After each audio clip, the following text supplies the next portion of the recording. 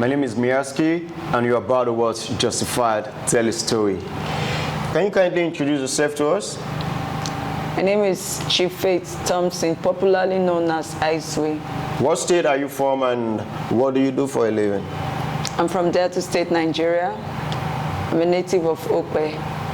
I'm a skincare therapist, hairstylist, makeup artist, and also a nail technician. Are you single, married, or separated? Separated. Can you tell us about your marriage? Yes. What story do you intend to share with Justified Tell a Story? Because our audience would definitely like to know. It's about my marriage. Okay. I'll start by saying, in my early 20s, I met someone, and we were dating. We dated for about 8 years before we finally got married at 2017. And the marriage was blessed with 2 kids, two sons, 2 boys. And along the line, everything was going on well. Before I knew it, everything turns out to be something else. After we had our great chieftaincy title celebration, that was on a Saturday. To my greatest surprise, on a Sunday, I was preparing lunch for the children, and he just walked in Sunday evening, and he was introducing a lady to me that I got married to this lady. She's my second wife. To my greatest surprise, I was shocked. That shocked. Half of my body was paralyzing. So I had to call my childhood friend, which happens to be a medical doctor. And she advised that I should go to an environment that I can find happiness. But I gave her a deaf ear to that advice. I was like, leaving my marriage, where will I go to? But as the day goes, I found out that I couldn't make use of my hands to even take care of my children. It's a very big problem. So I had to get to a point, and I said no, that I must leave. Let me just leave. So when I step out, I noticed that 2 days interval, I became normal, like nothing happened to me. I was okay, I was fine without even taking any drugs. Because she told me that that's a sign of stroke. I was surprised. So that's it. I had to come back home after like 4 days. I actually went to my relative's house to see if I can get relief there. So that was when I became normal. So I had to come back and talk to him about the decision he took, but all efforts made was aborted. I was like, this is serious. It's not something that I can endanger my life with. Okay. At this point, you came back home and you tried to talk to him. Like, did you try to talk to him, to speak with him, to see if he can actually change? And I talked and talked. I woke him at night and everything, all the best I did. But to my greatest surprise, I saw that the whole of his family was with him. So it's like me against the whole world. Wow. Yeah. Then you said something about him bringing a lady to the house, introducing her to you, that he thinks so that is his wife. Yes. And did you ever had any sign like he caught him cheating with her, or did you ever at any point notice something strange? There was really nothing strange. No, there was really nothing strange. I was taken unaware. Yeah. With the look of things, I was like hearing that I'm not from Isoko and all that. So there's really nothing I would do that will come out good.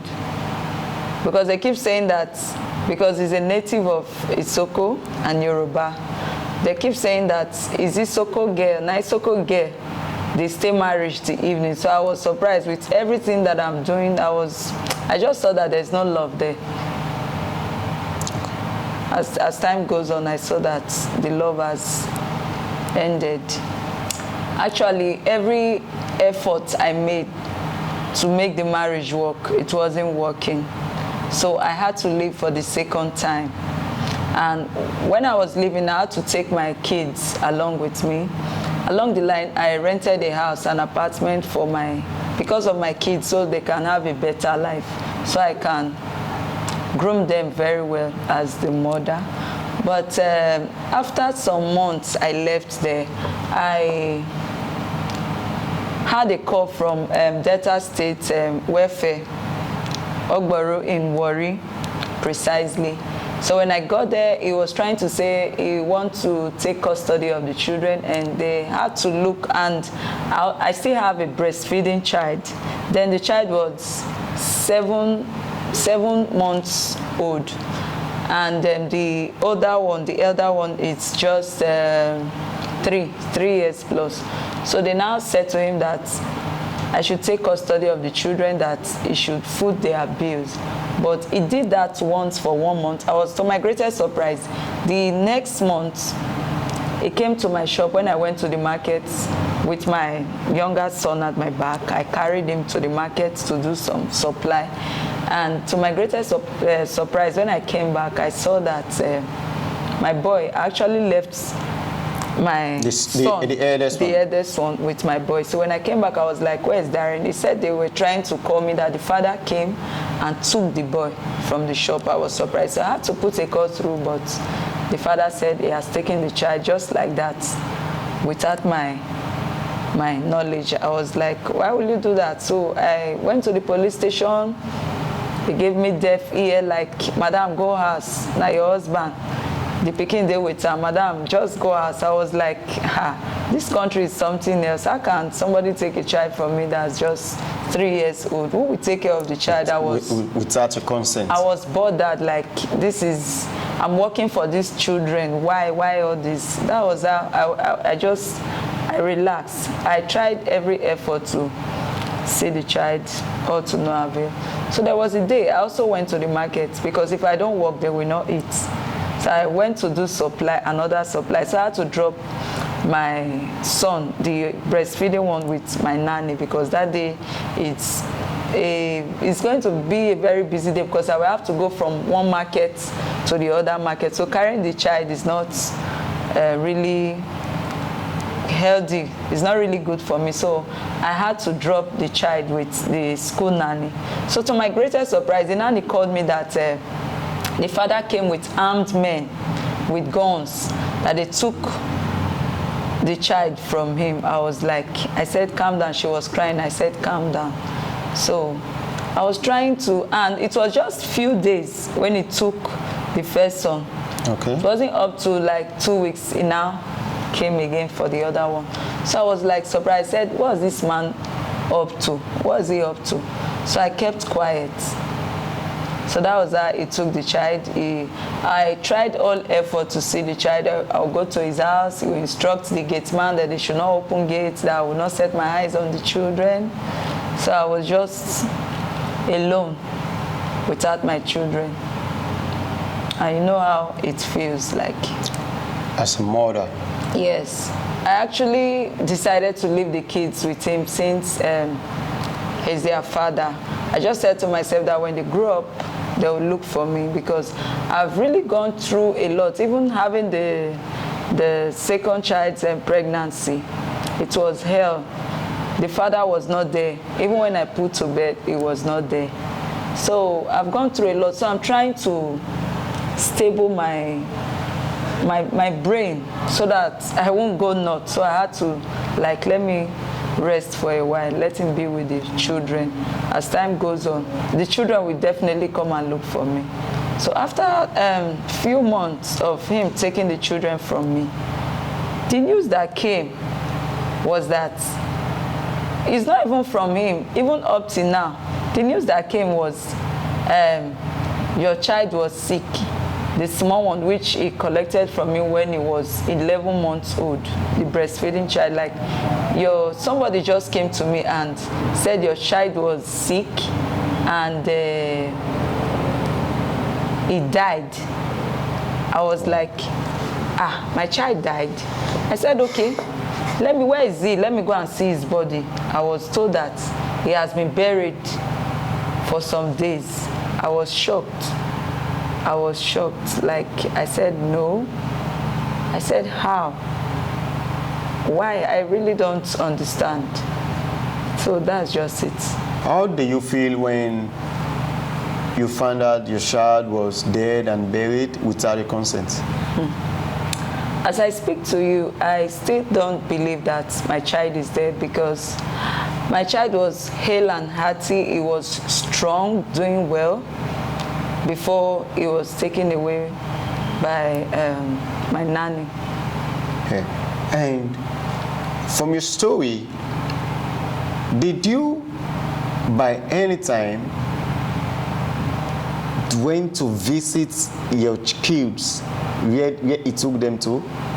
Yes, actually I went to his house, and he denied me access of seeing the children. He told the gate man that he shouldn't allow me in, and I spoke to the gate man that, please bring the children, let me just see them with my eyes, let me just know how they are faring. The gate man said he was instructed that his oga, in quotes, said I must not see the children. That was how I left. Okay. How did you find strength in the midst of all these challenges you had in your marriage? I found strength in God, in prayers, and believing in myself. I tell myself every day that I can do it. While going through all of this, did you got help from anyone, like family, relative, brothers, friends, or maybe some organization or something? Yes. I am from my friends, my good friends, well-wishers, family members, my pastor. Do you think at some point you contributed in the issues that were going on in your home? To my knowledge, I'll say no, I don't, because marriage is understanding, love, and honesty.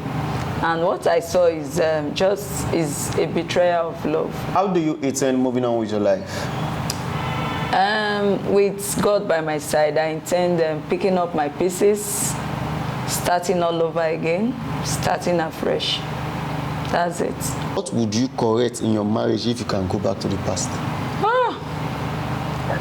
What did they do to correct? Now that you've lost your second child, so what are you, is the senior child with you now, or what are you currently doing to bring the senior child to you, to live with you, so you can care and cater for him? I would say presently, as I speak to you, the eldest child is not in my custody right now, because a lot of things happened. I had to make an arrest to fight for justice. Justice is expensive though, but I would advise people to, I would advise ladies to speak, because some of them, they'll say, I don't get money, I don't have money, where will I start from? But I must tell you, the judges and the lawyers in Nigeria Delta State, they are doing very well, but I feel very soon I'll get my child back, because I'm working on it very soon. What advice would you give to couples, especially ladies, going through similar challenges in their home right now? One, I would say you engage in prayers. Then 2, you wait for God's answer. And 3, you have to believe in yourself. You tell yourself that you can do it. Because, and another thing, what really helped me was that I never see any job dirty for me. So I actually engaged myself into various work. I have different streams of income. So that's what really pushed me So I'll advise all ladies out there, whatever you are doing, don't really wait that my husband, he get money, let me come down to the market women. Like, my husband get money, he go afford everything when I need. But my dear, if you are not stable financially, you go swallow many things where you're not supposed to take. And during the course of that, trying to even manage, it's not good. Divorce is not good, but you died there. What I see is that you see, which means marriage is not an option. No, wedlock, not be padlock. So if you did that, you're not go mean say now there your life end. When you still have a better life, even if not getting married again, that's not really the ultimate. What I saw there, make use of yourself. Tell yourself that you are a lady, you stand that. Like me, I have kids, so since even the one that is remaining, I feel God is faithful, and more glorious years for me to see good and better things. I feel my life just even started now. So I am encouraging ladies out there that one, the thing that really keeps me going, I love God. I really engaged in prayer, and whatever I say, God answers. So you must fix yourself to that realm, that level, that just tell yourself that man cannot do anything for you. Physical man cannot do anything for you. That is only God. Okay. And you should try to do something with yourself. Engaged in business. There are businesses, over 3 million businesses. Just find yourself, find place where you can fit in. Okay. That's it. Yeah. Come and share your story with Justify. Tell the story. Your story might save a soul 1,000 souls. Your story is going to inspire people. A lot of people are going through difficulty. A lot of people are going through heartbreaks. A lot of people are going through wrong investment plans. A lot of people are going through marital stress. A lot of people are going through so much. Drug and all of that. They are about to commit depression. Your story might actually save them. And let me tell you something. The best way of healing is using what happened to you to help other people. So I'm pleading with you, come and share your story with Justify. Tell the story. Remember, stay blessed and stay peace. Justify. Tell the story. May I ask you, precious God, we are Peace.